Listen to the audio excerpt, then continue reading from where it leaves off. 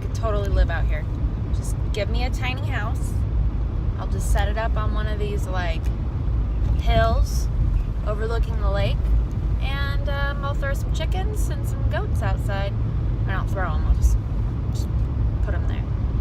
And then, yeah, I'll just have my tiny house with my chickens and my goats, and I should probably find a way to get water, so maybe find a well first. I'm not even that far out, but I feel like there's probably not a lot of wells just laying around. But I'm just brainstorming here. I'm just ooh, Sakadaga. That's another campground. But yeah, some goats, some chickens, and a tiny house. That's all I need. And really, the tiny house is just to keep the books that I won't give up from getting wet outside. I'll just get rid of most of my clothes, and I'll just keep my territory gear and my sun skis, and yeah, we'll call it good, and I'll just have my tiny house. Why do I feel like a tiny house is going to be just as expensive as like a regular house? I don't know. So I've still got, I think it's like 16 miles on this road, but it says it's going to take me like 45 minutes. Am I just a grandma? Like or does it know that I'm just slow, or does it know that I can only go so fast on this road? I don't know. I feel like this road though is super well marked. Like there's tons of forest roads that kind of cross it, and they're all marked really, really well. And I don't feel like that was the case when I stayed up at Little Crater Lake and all those little forest roads in the area. I don't feel like those were as well marked as these are. There are so many roads out here. One of these roads must have a well that I could build my tiny house on. I don't know where I'm gonna get my goats though. Goats are optional, but the chickens are a must. I like goats. I think they're fun. I'm gonna need a dog also. So we'll see what I can do. Anyway. Thanks for being here. Really appreciate it. All I got on the front seat is cooler, which is essential. It's got beer. And did I just put beer in it? That doesn't sound right.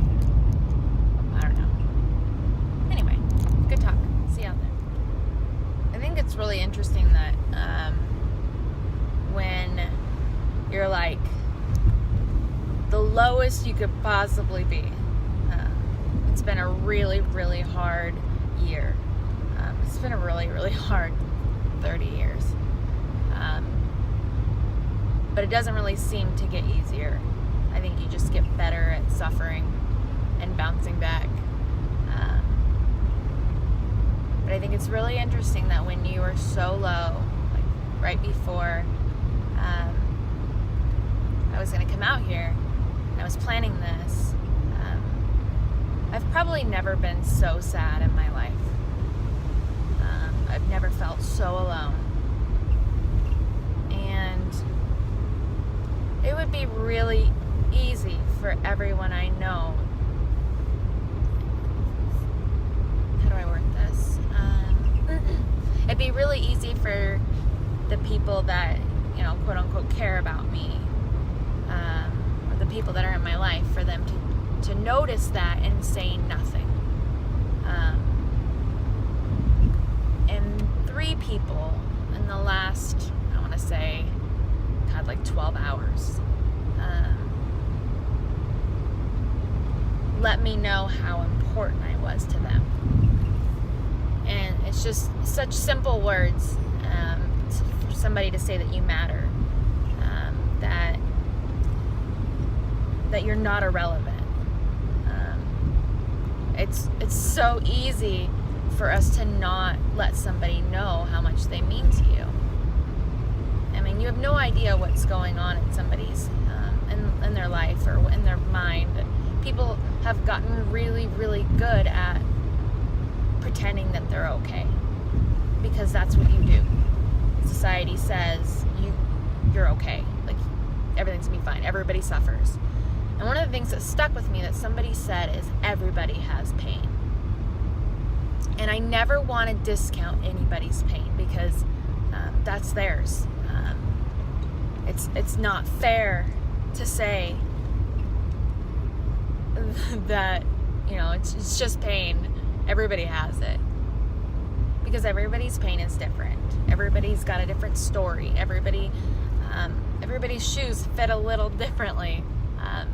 What may hurt me maybe doesn't even register on the radar of things to care about to somebody else, and vice versa. Just everybody, one person can be robbed at a bank and it be this totally traumatizing situation, and somebody else was like, this was so cool, this is exciting, now I have a cool story to tell everybody. Just everybody's so different. And yes, everybody's got pain, everybody's hurting, and that's the point, is that it's so easy to look at people's pain and be like, well, I'm hurting too, so, this is just... In 1 mile, turn left onto NFD Road 21. You heard it right there. It's just really easy to not care, I guess. And being somebody who's basically an empath to the core, I feel everything. I feel what I assume you're feeling. I feel what I'm feeling about it, and then I feel, I don't even know. I feel everything, and it's paralyzing. It's exhausting, and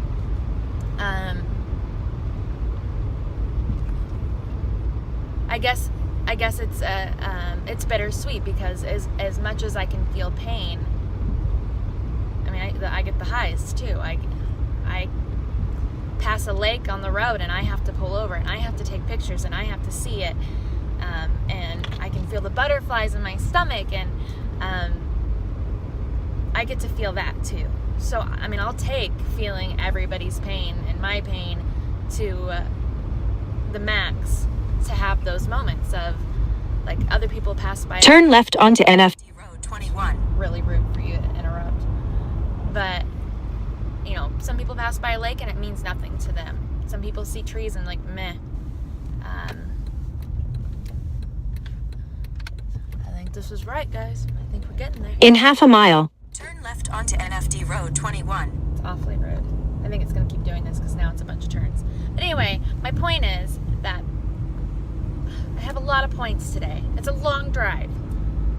And if somebody was sitting right there, I could be yakking their ear off. But instead, you have to listen to me. But last 12 hours, 3 people, they took the time to let me know that I mattered. And that really makes all the difference to this trip. I could have came out here and felt sorry for myself and just sat here and rolled around and all the pain that I feel, and just how things are just hard all the time. And I know turn left onto NFD Road 21. Yes, ma'am. I know you shouldn't let we're gonna pause this so that I'm on a gravel road now, and I don't think I have much time. But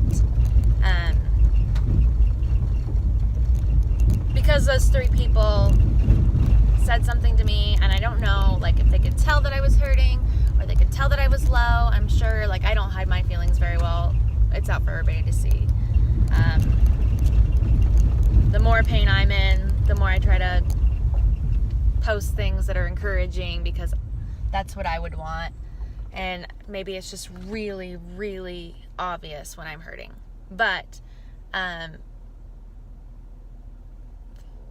somebody who's like, you can tell they're struggling. Even if you can't tell, like, how nice is it to hear that you matter? And I know that you shouldn't let somebody else's feelings about you or how they see you dictate how you feel, but we're human. And when you're really low, it does help for somebody to say you matter.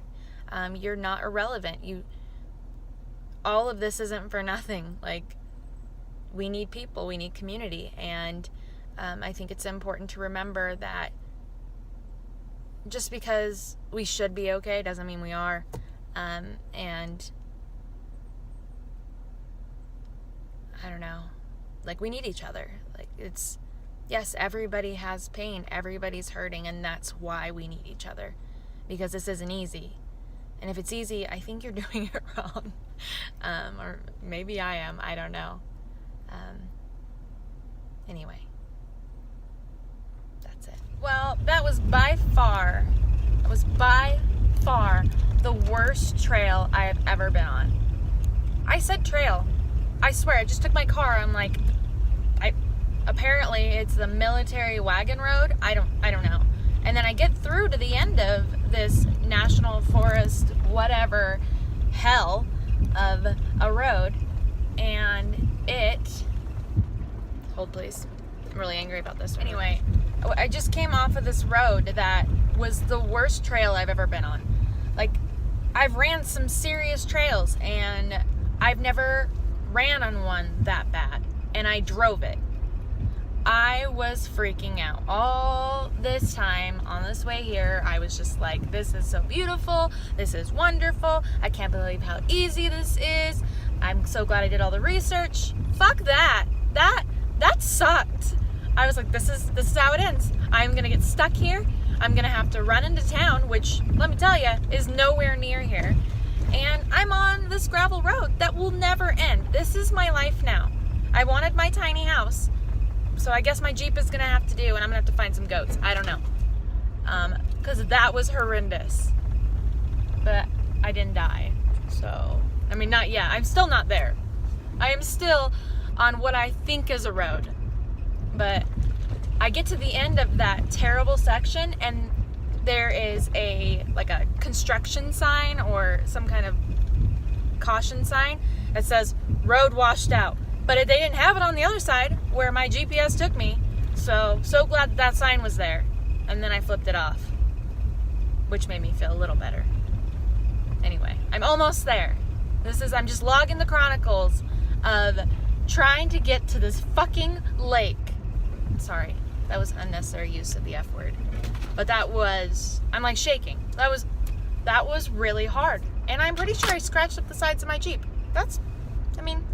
And my mirror fell right out. It didn't break. I just shoved it back in. I'm sure it's fine. But I don't know. I don't know what happened. So, anyway, eventually I will get to this lake. Thanks for being here for this. This was really fun. I'm glad we had this talk.